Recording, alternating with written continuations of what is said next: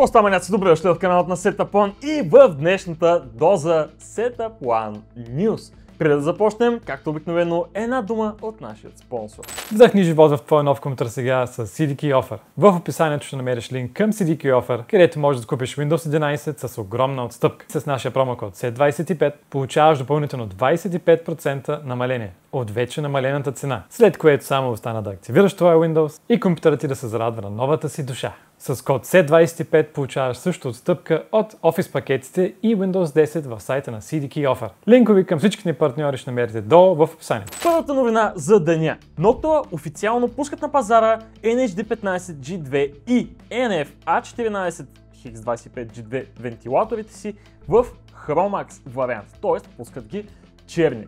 Знаете, че Noctua са малко или много фанатици по отношение на това как се конструира един вентилатор. Пак ставаме дума за смяна на тяхното кафяло. Там борбата е много тежка и не знам, трябваха им колко години им трябваха, за да извадят първите Chromax вентилатори. Това беше просто абсурдно. Идеята е, че те правят своите вентилатори от специфична пластмаса и всяка една малка промяна в сместа, която използват, може да доведе до спад в производителността, а те, както вече ви казах, са фанатици. Затова, вадейки Chromax G2, т.е. Chromax версия на новите си продукти, това е постижение, защото реално не има от него чак толкова много време, колкото последния път. Дали ще са с по-висока цена? Най-вероятно да, но дали ще изглеждат по-добре? Със сигурност. Втората новина с деня. Intel Core Ultra 3000, наследника, следващата стъпка, най-вероятно поредния булшит, който ще се изсипе, ще излезе до година на 5 януари по време на CES. Между 5 и 8 януари ще го представят на шоуто и най-вероятно след шоуто ще можем да си поръчаме вече новите им процесори, с които ще да си поръчаме и нова дънна платка. Аз съм слисан от ситуацията. Не че ме изненадва, ама не са ли научиха тия маняци, че long-term support на една платформа носи само дивиденти на компанията, която го прави. Вижте AMD, например. На тях не се получава. Все още излизат процесори за AM4. Та, какво точно ще представлява това? Рефреш на сегашното поколение с оправяне на някои бъгове, плюс малък буст за производителността, най-вероятно. Аз лично не очаквам повече от 10% скок в производителността, което също тук ме гледат такива вода. Може би 5. 10% звучи доста оптимистично предвид историята на Intel в ситуацията. И тъй като ще говорим за Intel, няма как да пропуснем и Microsoft, които знаете, че със всеки следващ апдейт усилят положението на своята операционна система. И до такава степен явно са го оставили този път, че Nvidia трябва да пуснат hotfix в драйвер, за да оправят проблемите с производителността на видеокартите. Очакваме драйвер 581.9.4 с hotfix за Windows 11 версия KB506683.5. И до каква степен ще е ефективен, предстои да разберем. Но представяте ли си докъде я докараха Microsoft, че друга компания да трябва да им пуска hotfix? Не се изненадвам, че Steam ще правят компютър със собствена операционна система някакъв. Просто очакваше се. И предвид, че Windows 10 вече не се съпортва, положението ми изглежда много добре за средностатистическия PC геймер в момента. За сметка на това пък, Intel вадейки нови процесори, които вероятно ще са флоп, Nvidia фиксвайки Windows проблеми, Qualcomm изкачат с новите си процесори и малко информация за тях.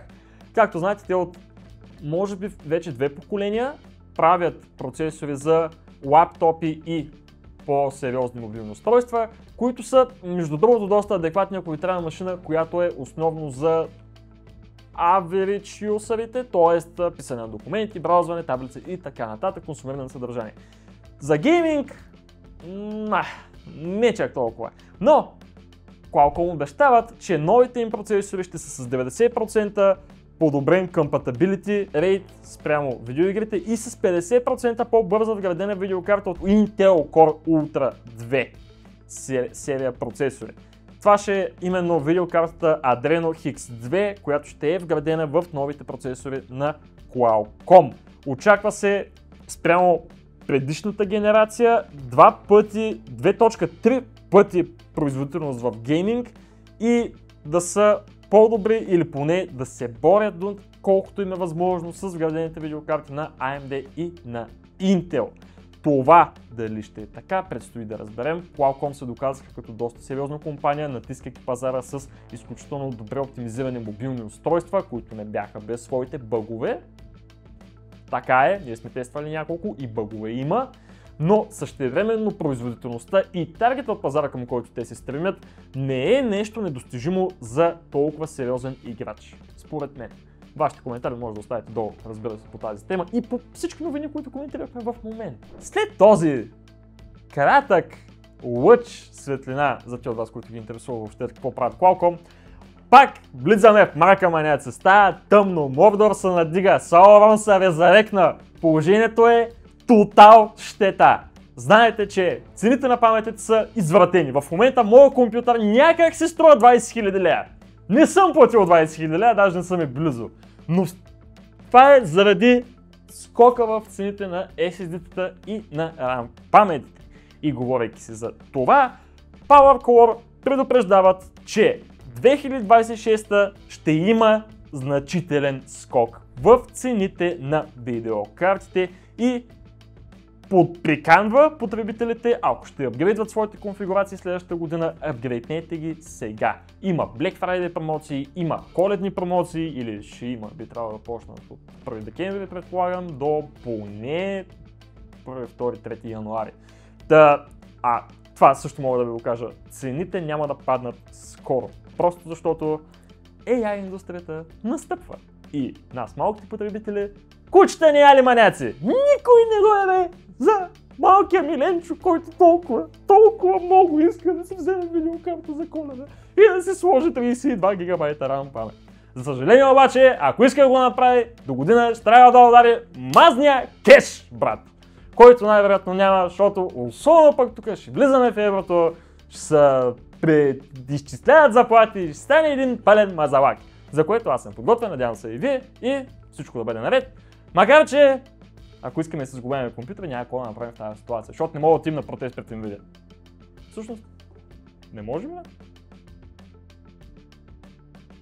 Да, спираш да купуваш и пазара втора ръка ще ви е най-добре приятел. Ще трябва пак да почнем да направим гайдове за OLX.